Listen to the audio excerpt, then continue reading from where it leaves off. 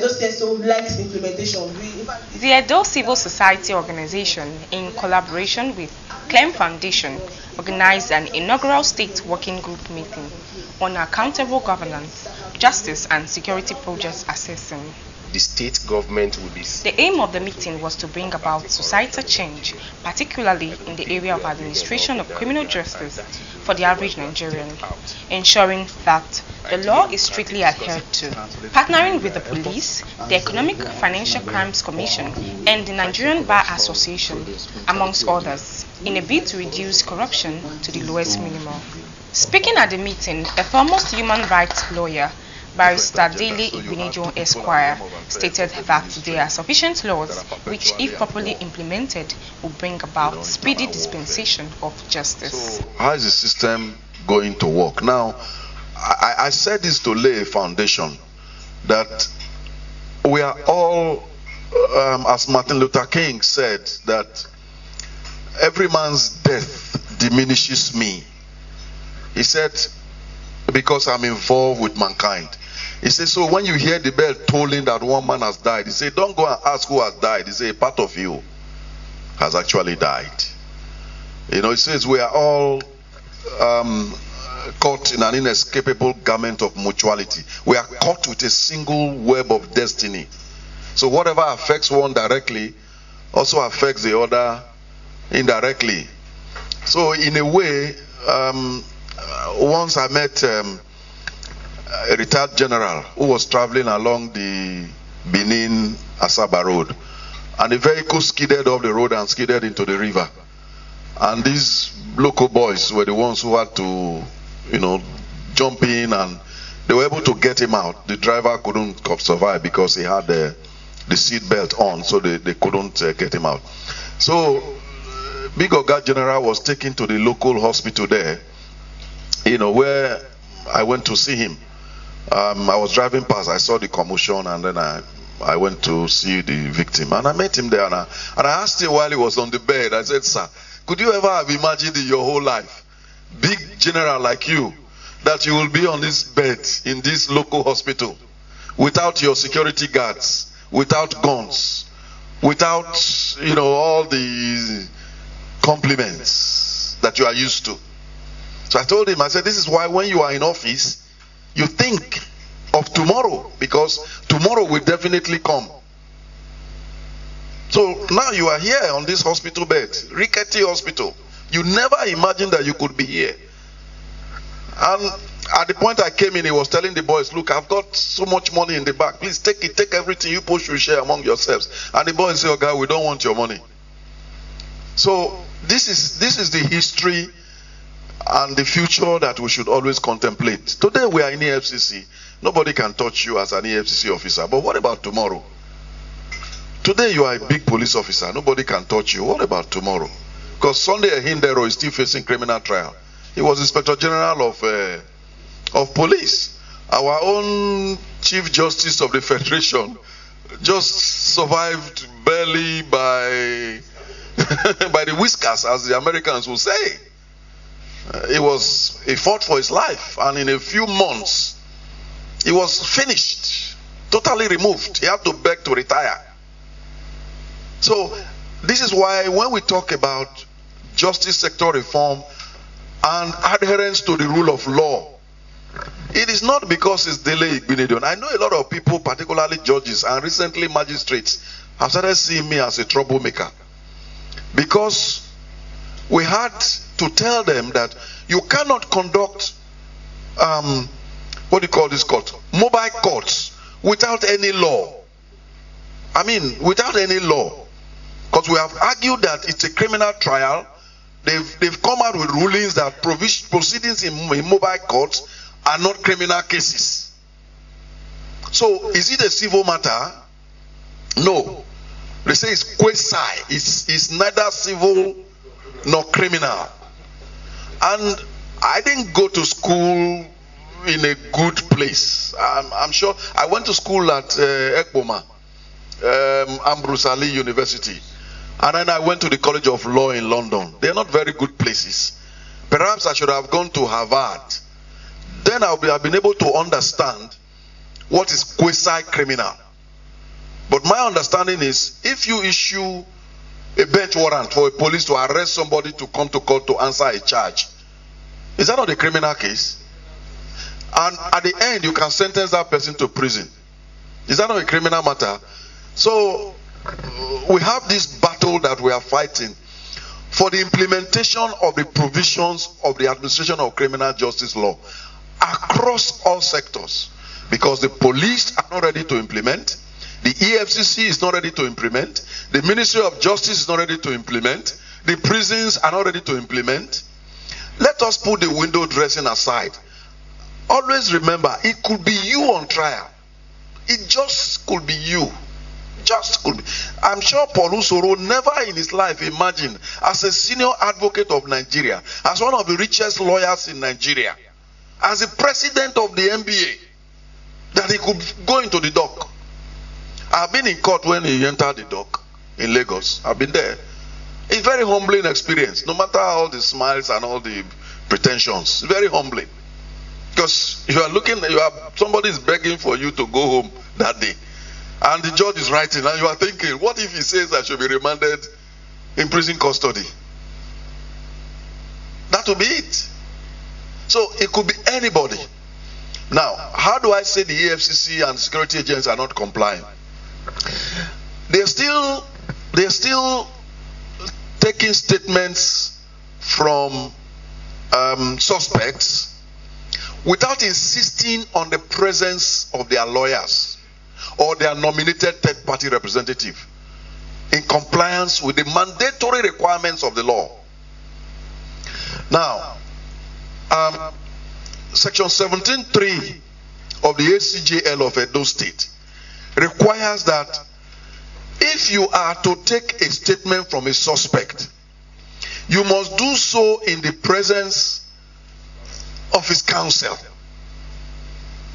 Now, and there are several decisions, Section 15.4, there are several decisions of the Court of Appeal, particularly flowing from Lagos, Zia and the state and others, where the failure to take a statement in the presence of a lawyer nullified that statement.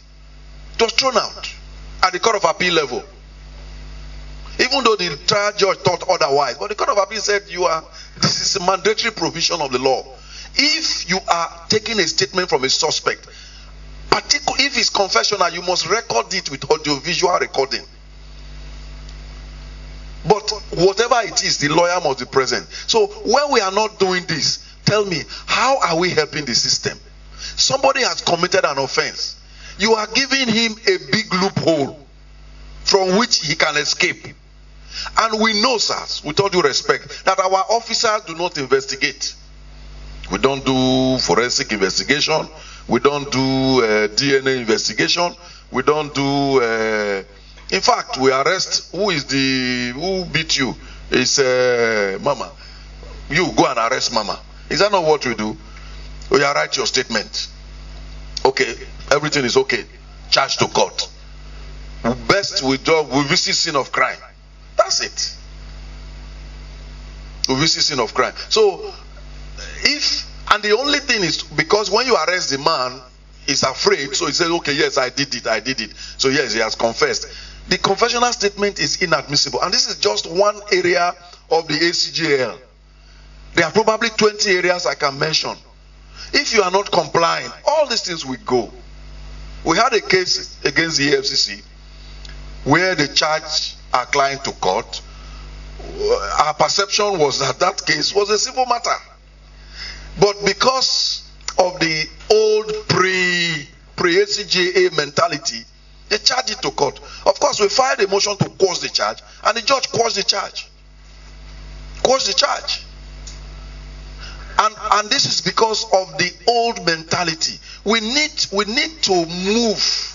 We need to move from this pre-ACJL mentality to a post-ACJL mentality.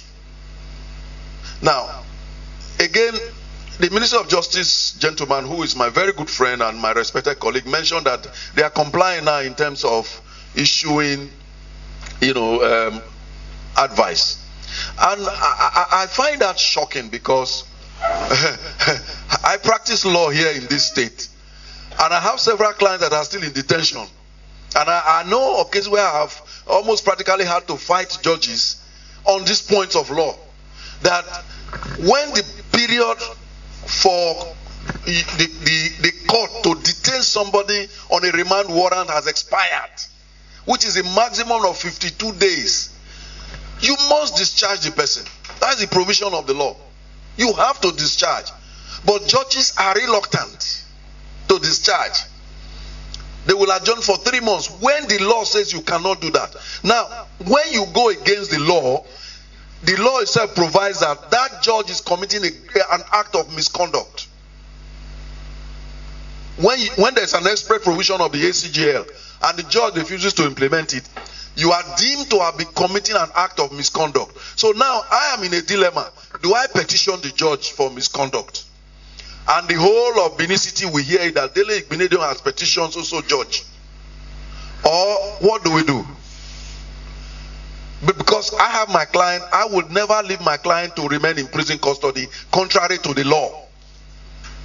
Merely to satisfy the whims and caprices of a judge who can also be tried tomorrow, and then you also run to me to help you, because we have also defended judges. Both at criminal level and at civil level. We had a judge whose husband was beating her at home every day. We beat her, give her a black eye. A high court judge. We had to help her. We had to rescue her. So anybody could. We have a senior advocate whose wife used to drive him out of the house. The senior advocate of Nigeria, the wife will carry a knife, the man will run away. So anybody could become a victim of the system. And this is the point that we make. Why we must all learn to comply with these rules. In England, when you make provision like this, you also have to go the hog. We have an attorney general in Edo State, with all due respect, who I've not seen her in court once. And if you're an attorney general, you've never appeared in court once to argue a case. We thought, well, for God's sake, how would you know what is going on? Let's stop fooling is a strong word. Let's stop deceiving ourselves. If you are a doctor, you don't go to treat patients. How will you know what is happening? You are relying on memos and memos. Now, I'm not saying there are no competent lawyers there, but experiential knowledge is different from reported speech. You need to be in court to see what the system is. Now, in Edo State, we have our practice direction, and this is what I would recommend to those who are coming from the federal, where criminal trials processes have to be front-loaded. In other words, all witnesses for the prosecution before filing must write out their statements so that we forget this, what the FCC lawyer, my learned friend, complained about, where you have to write longhand. I was there on 21st of January 2015. I saw it. It was a blue car. The car parked. The driver, write it out, swear to it. You just adopt it. Then you are cross-examined. At the federal level, they do not have it. So they are still using this longhand system. And when we insist on it at the magistrate court level, they will tell us it is advisory. It is not compulsory. And this is a law, a practice direction, which has the force of law made by the Honorable Chief Judge of the state. And I noticed also that some judges, criminal court judges in Edo State, began to shift ground on the enforceability of the practice direction after, due to serious challenge, the Chief Judge of Edo State rescinded the decision that there should be no more trial within trial. Because they are the criminal court judges are the ones that prepared the practice direction. They were happy with it. And the practice direction abrogated trial within trial. But we came against it because we felt that and my other friend, the FCC officer, I hope I can call you officer, or should I say lawyer? You are both royal officers. Sorry, sir. Mentioned that, you can give the prosecution 3 months to prove his case and give the defense 3 months. My issue with that is the EFCC can take 3 years to investigate a case, right? The police can take 2 years to investigate. Then they charge to court. Then they get 3 months to to prove their case. Then the defense, who just got the papers, has 3 months to defend. How does justice work like that? You have been preparing this case for 2 years. You left the man on bail, you were preparing, he was coming and going, you were doing your investigation, getting your bank statements, and then you file in court. You give me. Trial is to start next week. How? That is why the SCJL says, from the moment you arrest the man, when you are interviewing him, make sure his lawyer is present. So that as the process is going on, as the investigation process is going on, we are part of it. Anytime you are interviewing him on any evidence, I am there. You must trust me as an equal partner and me, by me, I mean all defense lawyers. As an equal partner in the investigation process. But what we have now is, you go to police station, they tell you, go and wait for us in court.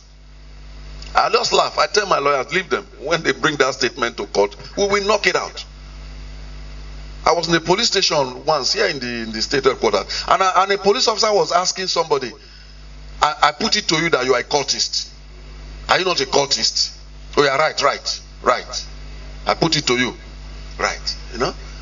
I mean, I went to the OC, I said, come and see what your officer is doing in this day and age. You are putting it to somebody that you arrested in a bus, just going to work, that is a cultist.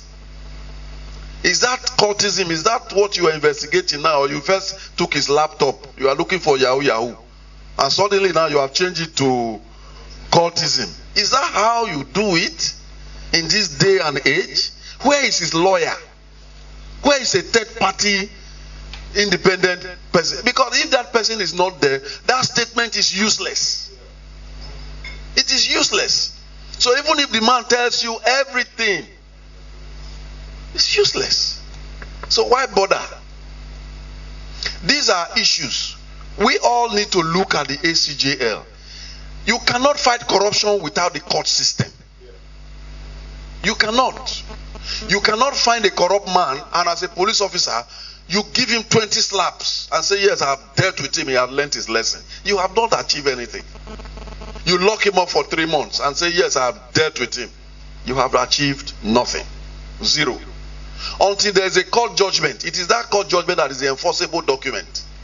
So I beg of all of us to, I know it's difficult, but we must come to this mentality. And we here, we are the decision makers.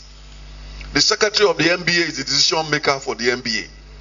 He should be able to, with all due respect, tell our colleagues to read the ACJL. And I say that with greatest respect. I was in a court in Delta State, and I mentioned provisions in their ACJL. And the presiding magistrate and the prosecuting counsel told me it is still new. And their own was 2017 or 2016 or 2015. In fact, theirs was one of the earliest ones in Delta State. So after 2 years, a law is still new in Delta State. For the magistrate, in fact, the magistrate had no copy. She had never seen it. She had heard about it. She saw it on television when they launched it. But nobody had given her a copy, and she of course couldn't be bothered to buy a copy because she's a magistrate. The state government ought to give her her working tools, isn't it? And if they don't supply her with one, let's be... So which procedure are you applying now? It's been more than a year now. We have not progressed that case because the prosecution cannot front load witness statements on oath. They front loaded like 2. They want to start. I say, you can't give me 2. Give me all your witnesses. Or declare to court how many witnesses you have. If you have 2, tell the court. You can't say you have 8 witnesses and then you give me 2 witness statements on oath. So we take those ones, you now do another 2. We take those ones, you do another 2. My client needs to see a holistic vision of your case, isn't it? To know whether to plead guilty or to defend himself. Before we start, we need to know what your case is. You can't give me piecemeal like that. So that case has not progressed. And that is the only case, since I've been going to that court, where there is an insistence on front loading. Every other one, they are still running the system of Viva Voce. That is 3 years after a law has come into a state. And I'm not saying this to give myself any sort of airs or whatever. I'm just one unemployed person who has a little time to put together the ACGL. Because in Edo State, when it was promulgated, we couldn't find it. We had to put our resources together in our chambers to promulgate it. And then people like Annie got free copies, and boom, our profit went out through the window. Because if you get free copies, she gets, the other one gets. Where do we make profit? So now you identified yourself. I know I will find you so that I can get my money back. But my lords, Mr. Secretary, please let us at least organize one seminar on the ACGL. Because to my knowledge, the NBA has not organized a seminar on the ACGL. I was asked to come and present something during the law week. I was given 12 o'clock. People started at 9. At 9, I was in Oka. I tried to get a private jet. They said I should give them 3 million naira to get to Benin. So I said, I couldn't make it. Yeah, a private jet from Oka to Benin is 3 million naira. 3 million. I actually asked. Because when I was called, I told they are started now. I said, but you told us 2 o'clock. So let's do something on this, because we must not assume that all our colleagues already know what to do. We cannot assume that everybody already knows. We can't assume that the judges and the magistrates, they know what to do. We cannot. Because if you invite people to a birthday party, you find 1,000 people there. But do a seminar on garnishing proceedings. How many people will show up? So we must do something for the judiciary, for their worships, the magistrates, because many of them, they've not looked at it. We are practicing before them. You are a big man, you go to Supreme Court. We are in the magistrate court. when our lawyers cite these things, they are like, which one again? Dele Igbinedion, you people have come again. So, and I hope this is not being recorded, if our judges and magistrates, with due respects to them, don't have 100% familiarity with this, if they assume the practice direction is merely directory, if they don't realize the elementary principle that proceedings before a mobile court is a criminal proceeding, then why should we have the courage to blame law enforcement agencies? Those ones, just call a policeman, go and arrest this man. He didn't pay. Policeman will arrest. But it's lawyers who stand as the watchmen, as the security guards between justice and injustice. And we ought to know. So I plead with my learned friend for a seminar.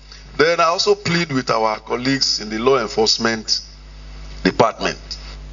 Let us do the needful. Some small printouts and distribute to the various heads of departments. We have a case now at the police office, state CID, that was called Commissioner's office. A pastor that raped and impregnated 15-year-old member of his church, and then later committed abortion. That pastor has still been there. As at yesterday, he has not been charged to court, to the best of my knowledge. It's 3 weeks. 3 weeks. It's more than 3 weeks. The guy is still there. And the constitution says you cannot keep him for more than 24 hours. And he's been there 3 weeks now. I'm not his lawyer. He's got one guy who is his lawyer. I wish them all the best of luck. Because I'm on the side of the girl. But it is still a breach, nevertheless. It's a breach of his fundamental rights.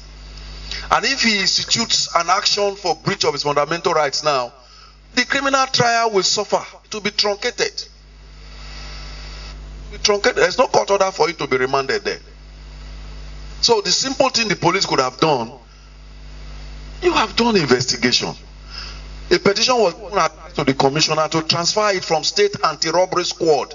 A case of defilement of a 3-year-old girl. Why is state anti-robbery squad investigating it?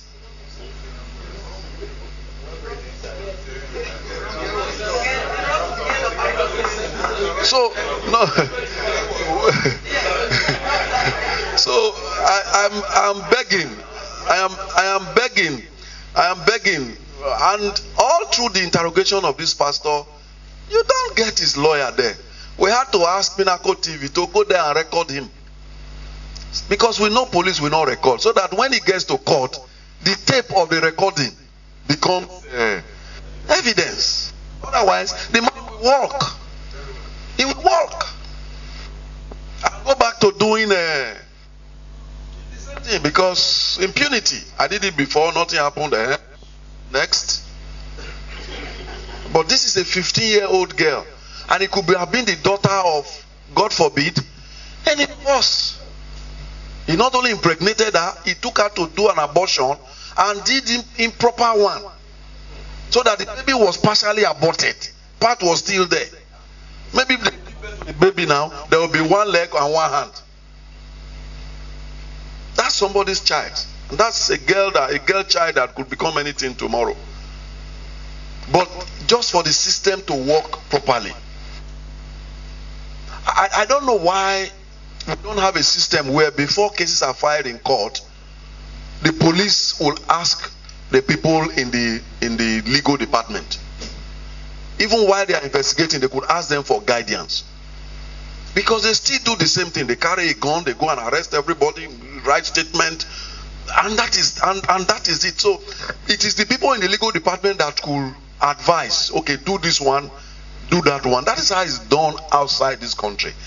How is it so difficult for us to do? If you are a commissioner of police, you are not a lawyer. You are not a lawyer. It's not a shame that you are not a lawyer, is it? You can't be a doctor and be a lawyer, pharmacist at the same time. So consult the lawyer rules. In England, when you are arrested, they will immediately phone the Crown Prosecution Service, who will nominate a lawyer for that as your caseworker. So as the investigation is going on, they will be calling that officer who will be updating them on the next thing to do and the next thing to do.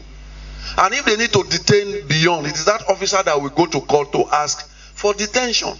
So there is some, collaboration. But now in our Ministry of Justice, our guy who is the head of legal advice is based in Auchi. He said it here that is in Auchi, and is the head of legal advice in Benin. How will it work?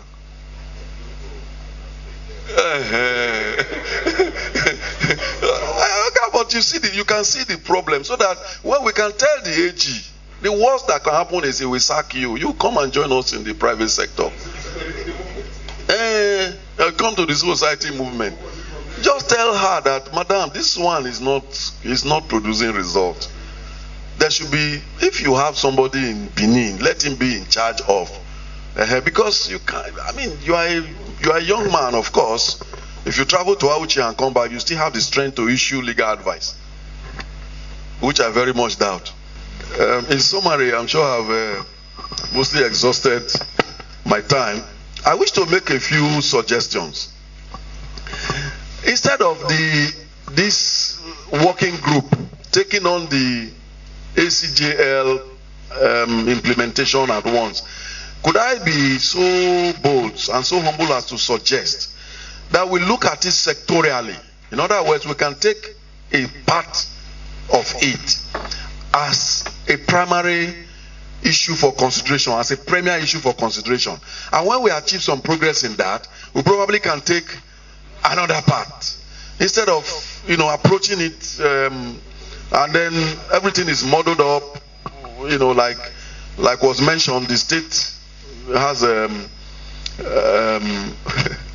what do you call them now? Law Review Commission. I told my friend the other day, I looked at it, you have chairman of Law Review Commission, Mr. Charity. I said, congratulations. But that is a very ground for talent.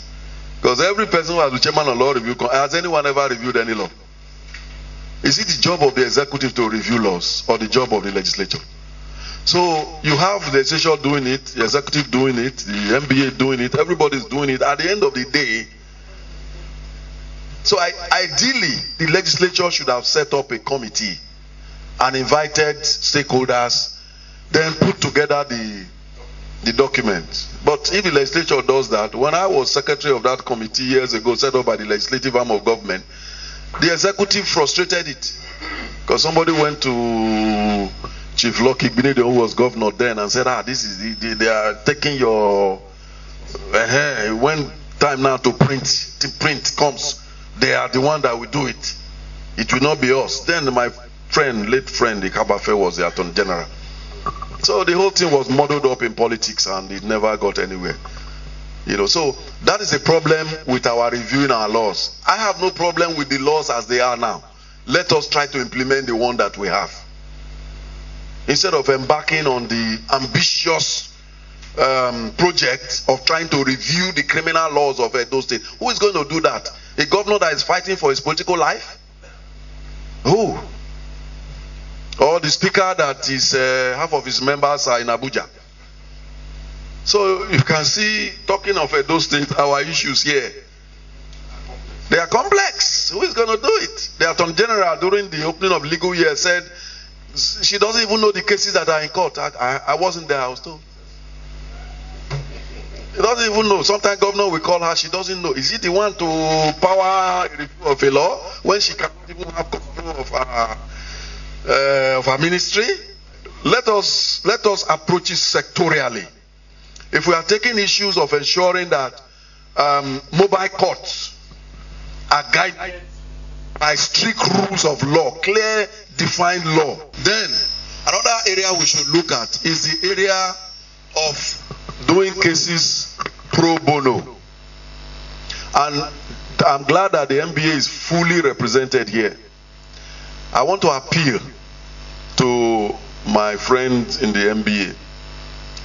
If we have to set up a pro bono unit, let us encourage our colleagues to handle cases pro bono, and let it be a policy thrust of be, not just as an office of because when you give it such a title, it's constrained that you, I don't know, public defender. They also have public defender in Ministry of Justice, but they are still trying to get it. Okay, so those are my two suggestions, and I hope that if we can all sort of, go the extra mile, not only to familiarize ourselves with these provisions of the ACGL, but to also, like in EFCC, organize seminars, and let us also be involved, so that we can also give the other side of the experience, so it's balanced. Police organize their own, Ministry of Justice organize your own, MBA organize your own, then Dele Igbinedion will organize his own. So if we can do it at several pockets. Other participants at the event bared their minds on the impact of the meeting to the larger society. I'm happy I'm here today. We have learned a lot. The respect of the Edo State Civil Service Society bringing us together under the sponsorship of CLEAN. We have been able to know where there are stop gaps in our various works, how to improve on it for the betterment of Edo State. So we have learned a lot, and it has been very, very fruitful and useful. Right now we're coming together to put together the problems of society. After knowing the problems, we start working towards bit by bit solutions, solving these problems one after the other. So that's exactly what we're doing here, putting all stakeholders together, bringing them together to look at the problems and possible solutions of these problems. We cannot continue to talk about problems year in, year out. We have laws that people have never averted their minds to. So we are now saying, let the laws work. It's true that some laws are obsolete, but let the ones that are there, let us see them working. That's why we're coming together to say, let's do this as often as possible and get the work done. The message is that whatever agitations the association is to make should be lawful and within the ambit of the constitution of this country. Should not do anything outside that. Civil society organization is mind-boggling. The objectives are positive, What we really need is, we want to advocate for a better society where corruption is reduced to the barest minimum, leveraging on the instrumentality of available legislations, acts, laws, orders within the state. So what you're going to see now is that after this meeting, this group will still be meeting, and we'll be following up on the resolutions that we have gotten from the government institutions, as well as the commitment that they have made in terms of the kind of partnership. Because what we have not seen is that you've seen the fight against corruption in Nigeria, for instance, as something that looks like a federal affair. So we are moving to the state level to make sure that the state government too can sign up. And you can hear, and I'm very bold to say this, you can hear the suggestions from the people to say, I think one of the starting points is that we have to democratize information around the budgeting system within the states. So we are going to push. That is one of the points that we'll be pushing from this moment forward. Impact this meeting, we expect this meeting to hit is to bring about the societal change, particularly in the area of the administration of criminal justice. One of its effectiveness and how it's able to bring succor to the ordinary Nigerian, where the laws of the land can be strictly adhered to, and so we've seen how much that has we are beginning to feel the sources of what is to come, and we are glad at that. Favor Osaro, reporting for Pinnacle TV.